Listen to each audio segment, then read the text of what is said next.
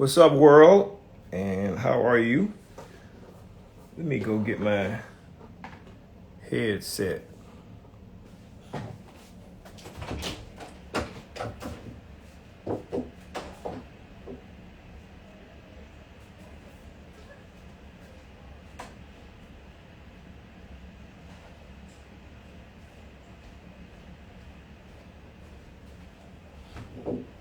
You guys are jump. You guys are jumping on it and probably seeing my daughters. Hey, how you doing? How you doing? Let me get you on, Yolanda.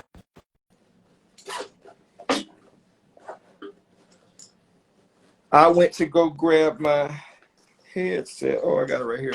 How are you? I'm well. How are you? I'm wonderful. I am going to throw my headset on because I prefer to do the interview with a headset, but um, I am excited to have you on. World, this is Yolanda Brown. Hi, The World. amazing, the amazing Yolanda Brown. I'm gonna do a couple of just some regular old positive TV stuff, give people a couple updates on a couple things, and then I'm gonna tell them what I think about you. It'll be the first. It'll be the Okay. first time. It'll be the first time I've ever shared how fond I am of someone. Okay. Can you hear me? I can hear you very clearly. Yeah, I prefer to do it with my headset on. I kind of like it. Anyway, hey guys, welcome to Positive TV. I am your host, Daniel Smiley. And the guest I have today is Miss Yolanda Brown, Dr. Yolanda Brown, all of that Yolanda Brown.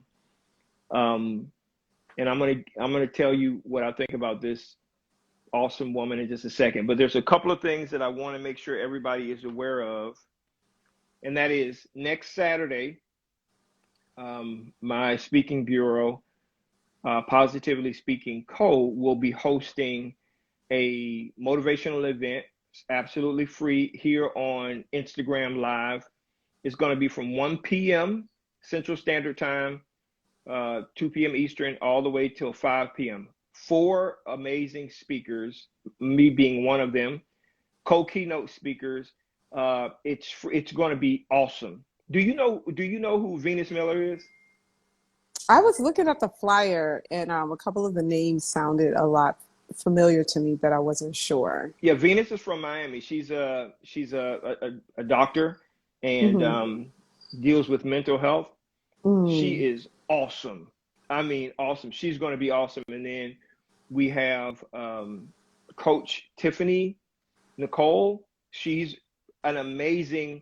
She helps women to see things from a perspective of. Well, let me just kind of give you her backstory. She climbed the corporate ladder Mm-hmm. and got to a high position. And when she got there, she was like, okay, now what? Right? Right. Life was completely busted and beat up and torn apart, and so many demands on her life um, caused strain and stress in her relationships because she was trying to live what people say is the American dream. And she was like, nope. And then what she ended up doing, obviously, is she ended up creating a coaching business to help women to not, go down that same path. And then Dexter and Tanya Scott, they live in North Carolina. Absolutely amazing. Was working a job for a long time, feeling safe and secure, had it all, if you Jeez. will. And that job, that company who had been around for about 100 years, went belly up. And now they lost it all. They don't have it, right? Now, what do? Right. And they had to kind of go on the offensive, and it took them a couple years, but they got it all back today, all back. And so they're going to talk about their journey, and then I'll be talking about some stuff as well that I believe people who watch the content they like. So if you want to register, it's pretty simple. Just go to coachdanielsmiley@gmail.com. Register. You can click the link in the bio. Uh, when we post a flyer, you can register there. It's absolutely free. And each one of those keynotes will kind of do their thing next Saturday. So I'm excited about that. Next week, not next week, week after next, I'm going to be interviewing another guy who's very, very, his name is Ryan. And you guys need to really, really pay attention to this.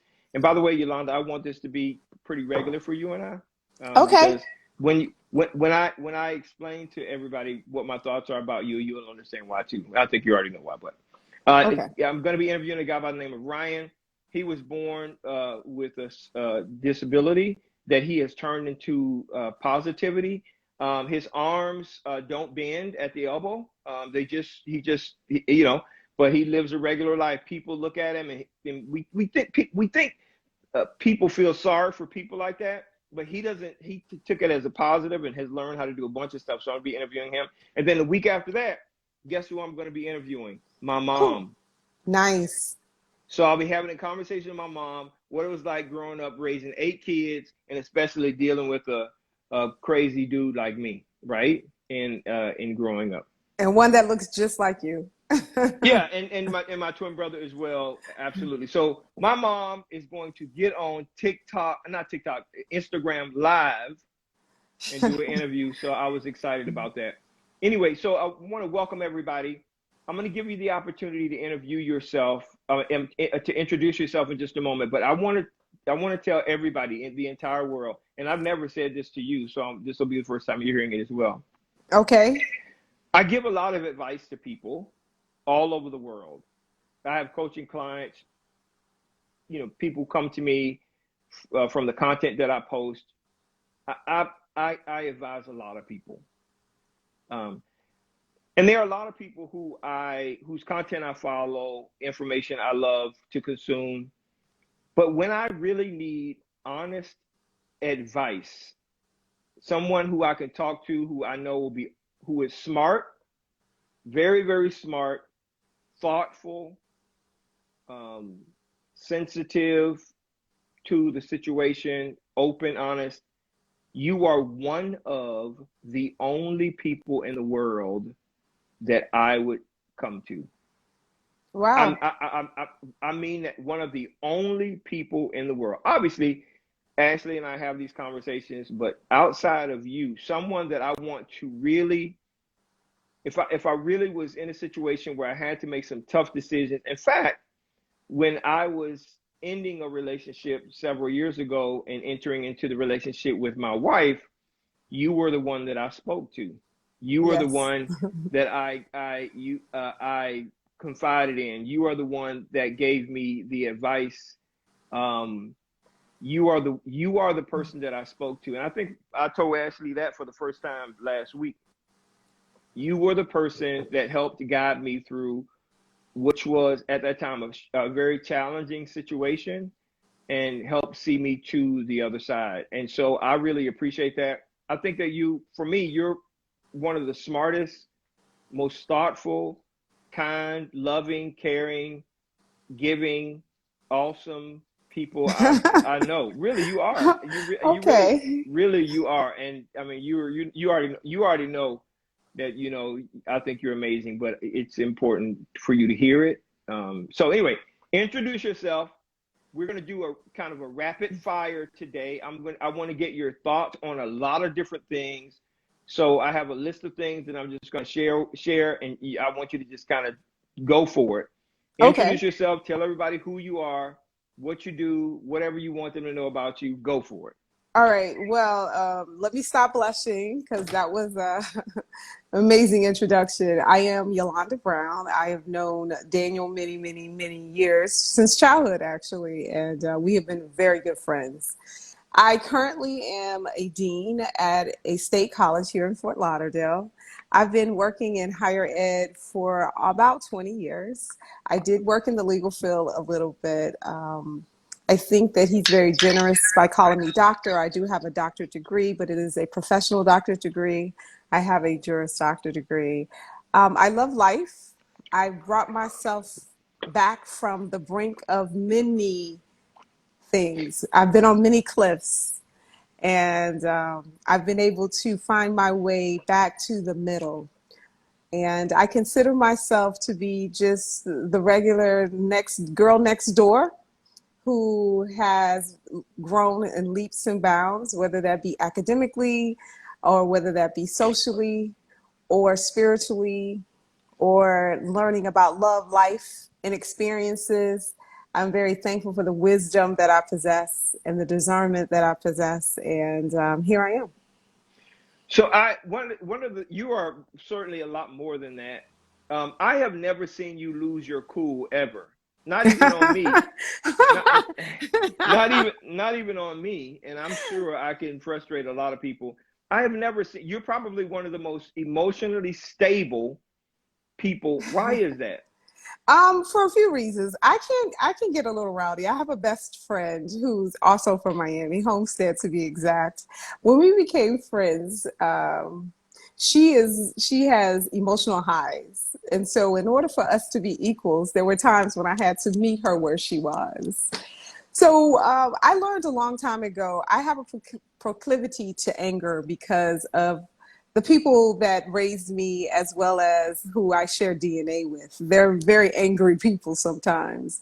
And unfortunately, when you're birthed and grown in that environment, you can recognize it or not recognize it very quickly.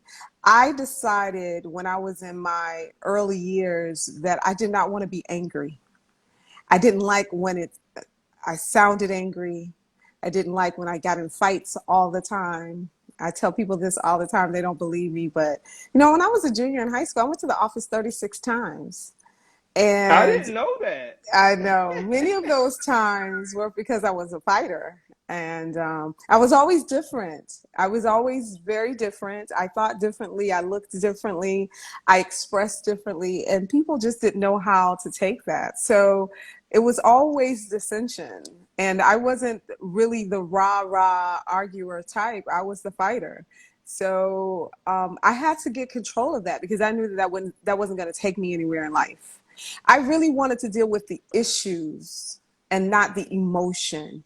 And so as I grew and surrounded myself with very healthy people, I was able to find the source and I was able to deal with myself, heal myself, and then work towards healing others or dealing with the issue with others and not the emotion. So in your career, one of the things I do know about you is you're pretty fucking tenacious. Like you don't take nobody's shit. You just don't, right? You Right. believe that you are equal to any and Yes. everybody, that you could stand on the level with almost anybody, period. You do not back down with respect to that. So talk to me about where that confidence, where that part of you came from. Um, I have to give homage to my mother, who turned 69 yesterday.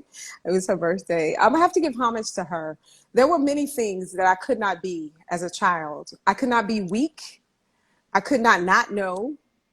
I could not give up. I could not just sit in the middle of the floor and cry.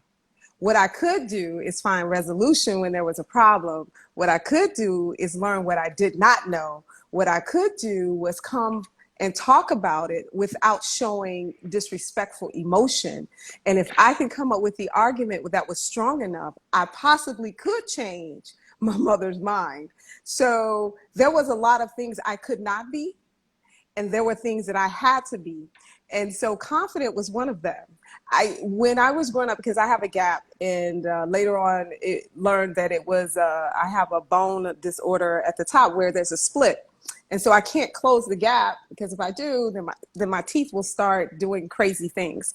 So I had to learn to live with it, but I got picked on all the time about it. So of course I had to learn how to defend myself. And so I would come home crying to my mom about people think I'm ugly, and they talk about me all the time. Nobody called me ugly, but in my head, that's what they were calling me when they talked about me.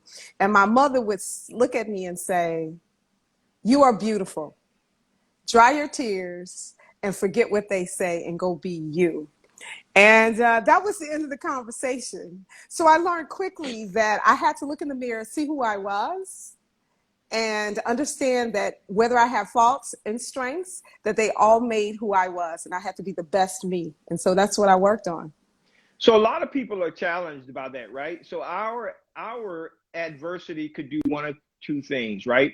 It could split our skin and make Mhm. us bleed, or it can thicken our skin and make us tough. What do you say to people who they didn't have what you have in terms of your mom saying, "Listen, um, I hear you. People are picking on you, and you are beautiful, and that's the deal. So go be who you are, right? Instead of picking you up and oh, just patting you on the back. What do you say to people who are kind of dealing with that right now, right? They may think that there's some part of them that has been a challenge. Maybe they're being picked on in their professional life. How can they? What can you say to them to help them to you know, grow thicker skin, be more, be tougher in that area? So I don't encourage people to grow thicker skin. What I do encourage people to do is be comfortable in themselves.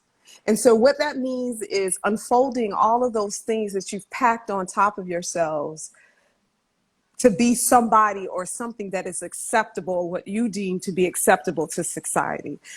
Tear away all of that and learn who you are.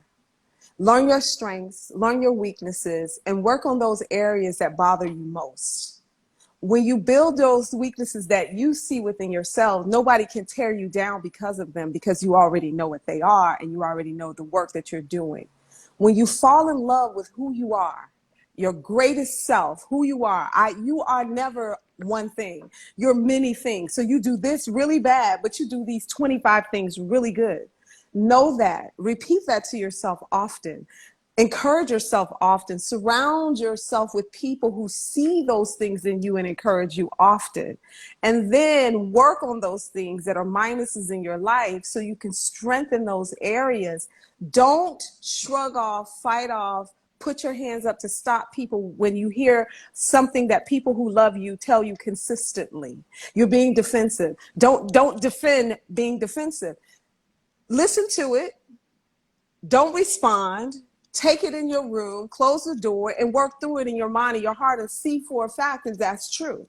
And then if it is, find out the root of that and then start working on those things. And that comes from listening to your IG Live or reading someone's book or whatever it is to build yourself up to know your greatest self. You do that. Because if you try to just make yourself tough, there's going to be a day where you're going to meet people who can get through that toughness. So you have to be authentically you, good, bad, or indifferent. No one should be telling you something you don't know about yourself. It's okay to not be perfect, but you have to continue to work on being the best you.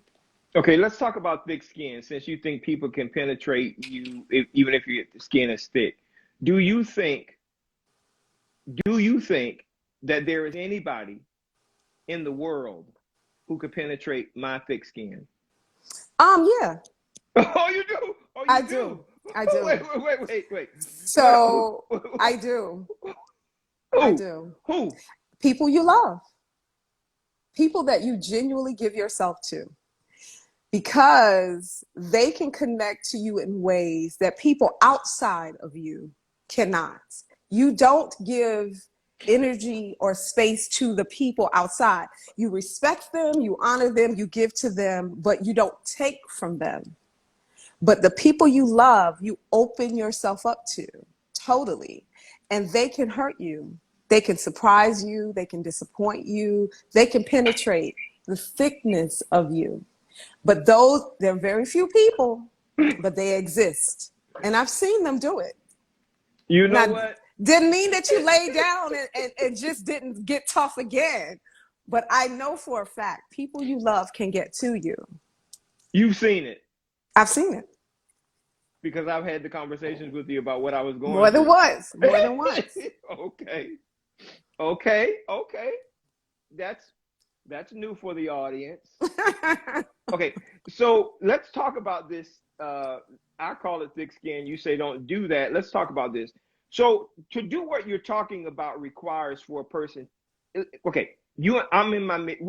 You're over 50. I'm in my mid 50s. Okay, so I'm at a point in my life where I'm like, fuck it. I don't, whatever. Right? That's okay. It is what it is. I'm who I am. I'm not okay. But for some people, doing what you're talking about will require them to undress and expose all of the things that they've covered up. It's like looking in the mirror at a body that you have created over years from overeating, whatever. I mean, what is your advice to those types of individuals? Because that could be a little painful and challenging too, right? What would your advice be to those individuals? Well, I think if you think this through, if you keep covering your body up with bigger dresses, the ones that are loose, that don't fit, that don't show your tummy, that don't show the rolls that you now have, you still look good on the outside, but you can't take a shower in that. You can turn the light off and take a shower. You can brush your teeth in the dark because it's rote. But at some point, you have to look in the mirror. So I say this. I say that if you are able to look at yourself and expose yourself to yourself and start undressing those things that you put on, and then start working slowly, quit and start again, whatever it is, on being your better self, you will be. But if you get snatched and your clothes get snatched off, it comes with all of that comes with what Ah, you are, including embarrassment. So the bottom line is either you do it or the universe does it. And it's always better when you do it for yourself than when you're exposed. I love talking to you. I really do. I really do. It's hard. It's not easy. It's not easy looking yourself in the mirror and saying you drink too much, you smoke too much, you're too much, you're too much, you're too much. But it's so much better when you can look at yourself and say that than for your boss to tell you that, or for the police to stop you and tell you that, or whatever it is, because it's going to come out. We know this from childhood. What did your mama tell you? Whatever you do in the dark, Comes to light. every time, right? Yeah. Those parables that we learned, and those things that we were told, and things that we were exposed to. If you lie, you'll cheat. If you cheat, you'll steal. All of the Hmm. things that we didn't understand it. We just knew that it was forever being washed in our brains. But the reality of it is, if you think about the lesson, it's true. It's going to come out. How it comes out is up to you. It's always easier to deal with yourself than allow the world, people, situations to deal with you. Because when they deal with you, they deal with you with no mercy. When you deal with you deal with you with the empathy that is within you about you, because you know your whole story. So, how would you um, advise a person to begin this journey? There's somebody who is saying, somebody who's watching, whether now or on the re-air, that's saying, you know what, um, I have not been honorable in my relationship, or I do drink too much, or I have been stealing from, or I have been lying to, or whatever. And they're like, you know what? Okay, and I agree with you. You're either it's either going to expose you, right, publicly, essentially, or you to yourself in private can expose it and extinguish it and put it out.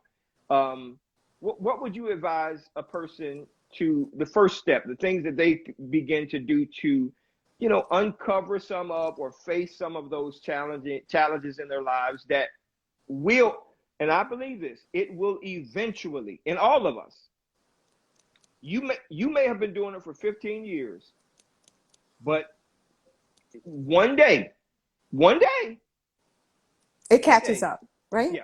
So I think you have to tell yourself the truth. Truth has to be the order of every day, and that's not easy. The truth is not always easy, but it's always right. So you have to tell yourself the truth. So here we go. Why do a lot of men who cheat on their wives not use condoms? Because the idea of actually taking out a condom, putting it on, and the time frame lets you know that what I'm about to do is wrong, cheat on my wife. right, If I say I did it in the throes of passion, it seems a bit less cheating, right, right? right, right. It just happened. It won't ever happen again. So I think that you have to tell yourself the truth. And I think you have to live in that truth. who you are, who you're not, what you can do. Doesn't mean you have to stay there, but it means that this is where you are today. You have to tell yourself the truth. You tell yourself the truth.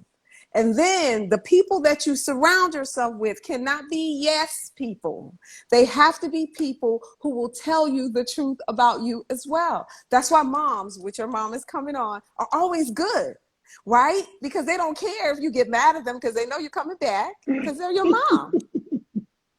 So no matter how angry your mother is, let her tell you the truth when she tells you the truth. Even if you get slightly defensive, take it in, hear it, see it, be it. Then decide, what do you want?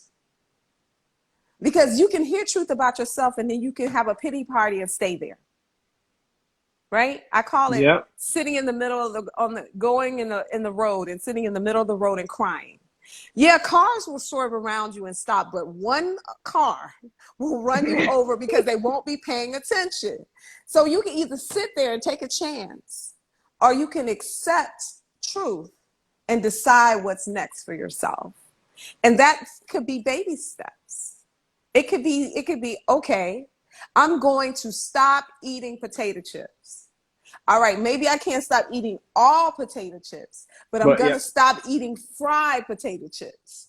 And then I'm going to stop eating potatoes altogether. Whatever it is, take a step in the direction. You will see a change in your life. That change will manifest, and it will be something, one, that you're proud of because you did it, two, that somebody else will notice, which will give us further encouragement. And you just keep going, keep going, and keep going. You have to build discipline in your life. Discipline is imperative in everything you do, everything. it is. Let's talk about cycles. Cycles of, we've seen poor behavior. Let's say that, I mean, we were talking about infidelity, but it's a lot of different things, right? Lots of things. Yeah. So let's talk about cycles. How do we break a cycle that is not healthy and helpful to us, that has been carried on in our lives from a previous generation, a parent that we saw, a sibling? How do we begin? What do you advise people to do? And I know that we're talking kind of about the same thing, but sometimes these things are cyclical, right? So Yes. generational. How do we break out of that in the way that many of us have broken out of cycles of poverty or what have you? How do we do that? I think the first thing is what I've been saying, and I'll keep saying it because I believe it. You have to acknowledge that it exists. If you do not acknowledge that it exists, you cannot deal with what you will not confront. So you have to confront it in yourself first. Then you have to get to the root cause of it. Yes, it's in your DNA, but when did it start in you and why? Is Oh, it wait, wait, wait, because wait, wait, wait, wait, wait, wait. That was good. Hold on. We can't, hey, we're not going to just let pass by that. That was powerful. So it's in your DNA, but when did it manifest itself in you? Can you say that again? so it is in your DNA, right? We have all these things in our DNA, people that are our ancestors. That's why we can't, people try to say ancestral worship may be wrong per se, correct? But you cannot throw away your ancestors because you need to know where you came from, because you need to know where you're going based upon where you've been. So it may be in your DNA, but you have to, it doesn't start from birth, right? Most of it. Right. It starts somewhere though. Where does that start and why did it start? Okay. So if anger is something that I can trace back from generation to generation of the women in my family, when did it start with me? When did I pick up that mantle and begin to run with it? When did I begin to possess it and make it my own? Why? So anger started with me when I noticed that my mother was angry all the time for whatever reason. And then I noticed my grandmother was even angrier. And then I noticed my mom's oldest sister was angry. These were hardworking, successful, and educated women, all in their own right, who have overcome many obstacles. But they still could not find peace or happiness. They all talk angry, and they all walked angry, and they all were just angry. The anger started in me around my mid-teenage years, or early preteens, because of what I saw. Because they was always angry when they dealt with me. Yes, I did try it. Yes, I did it. And you know better than anyone. But instead of being angry, the probably better route was to explain why to a smart kid who's analytical, to explain why this is destructive behavior instead of screaming and beating. So I couldn't scream back at them. So I became angry to everybody else that I could. Hence the fighting, hence the whatever ensued. I too became angry. I noticed the anger in me in the 11th grade when I went to the office 36 times. Most of it was for either fighting, getting in a fight, or of some sort. And I said to myself, I'm about to graduate from high school. Summer, I met somebody, and then I went to go graduate from high school. I decided that if I was going to change the dynamic of my life and be someone that people wanted to be around and wanted to listen to, because I had these things in me from a childhood. I was very wise, very young. I was naive, but I was wise. Then if I had something to give to the world, the only way that I was going to be able to do that is through an avenue of peace, love, and joy. Nobody was going to want to listen to an angry person. So you have to acknowledge it. It exists. It started way back here for whatever reasons for them. And then where did it start for you? Why did it start for you?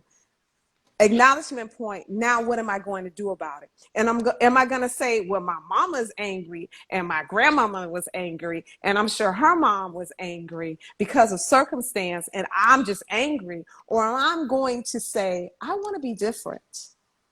No matter what happens in my life, I want to be able to overcome it. I want to love people, and I want to have people who love me and appreciate me, and I want to be happy. Someone said, I think it was a preacher said once, happiness comes from, or doesn't come from things that just happen. It's a decision or a choice that you make every day of your life. It's not circumstantial, because there are things that happen that will make you very sad. But if I decide I want to be happy, and no matter what comes or goes, I'm going to be happy, guess what? I'm happy. And I practiced that. I didn't want to be angry. I wanted to think it through. I wanted to be logical in my approach. I wanted to turn a hard word or wrath around with a soft word or a soft tone. I saw how it worked and I became very good at it. And that is how I began to perfect how to deal with others in my life. You I have love to that. acknowledge it. I love that. I want to talk about something that I believe. I'm just going to share something from my personal life, and then I'll get your reaction to it.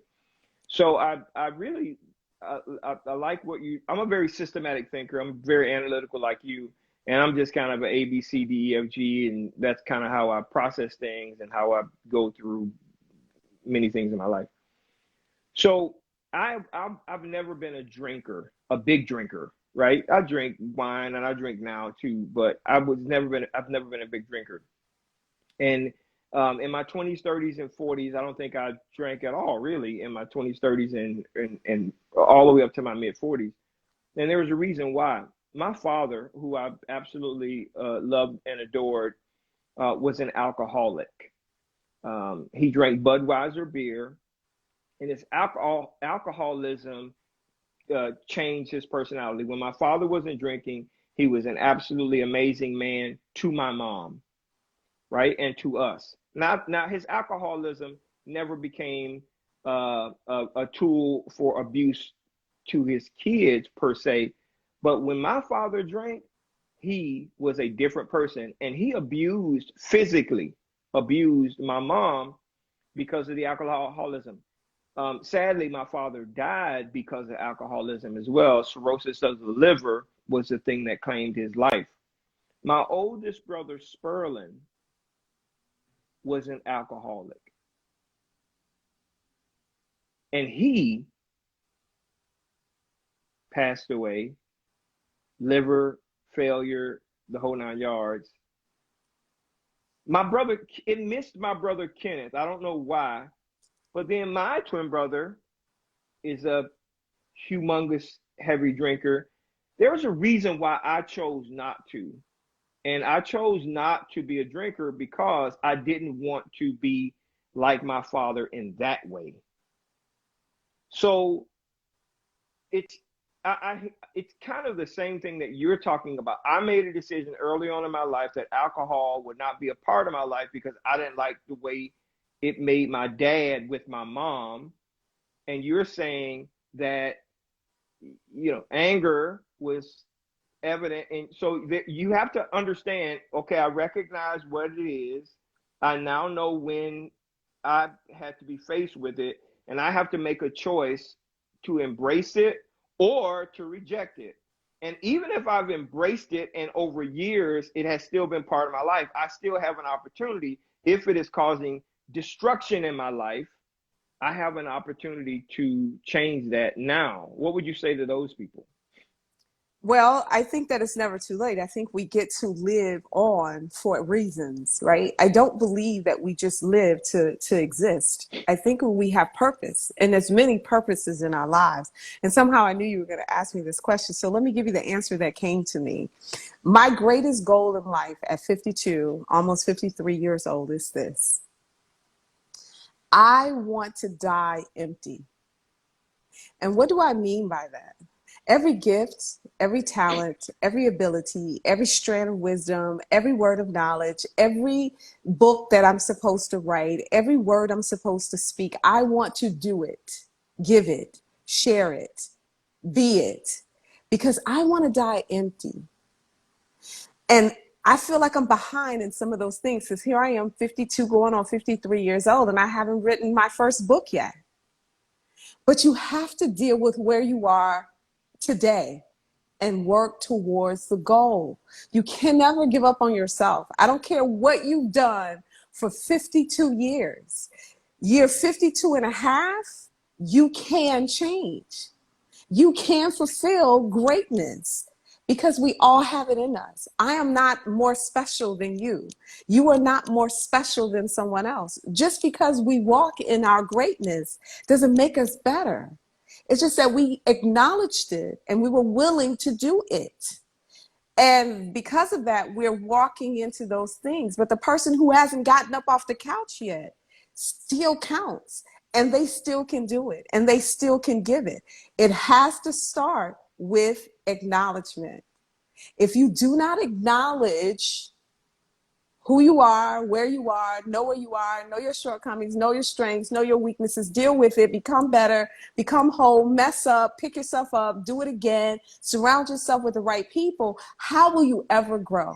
How will you ever know? How will you ever be different? It is not by chance that you chose what you chose and you waited until you were mature to start drinking, to be able to say no, to be able to do what you did.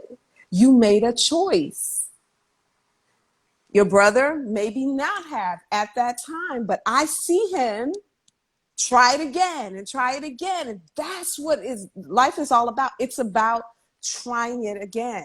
I failed at many things, but I refuse. I tell myself this every day. You will not give up on you. You cannot. Don't think about where you should be. Live in where you are, this moment. What can I do in this moment to move me to the next moment, to move me towards my goal?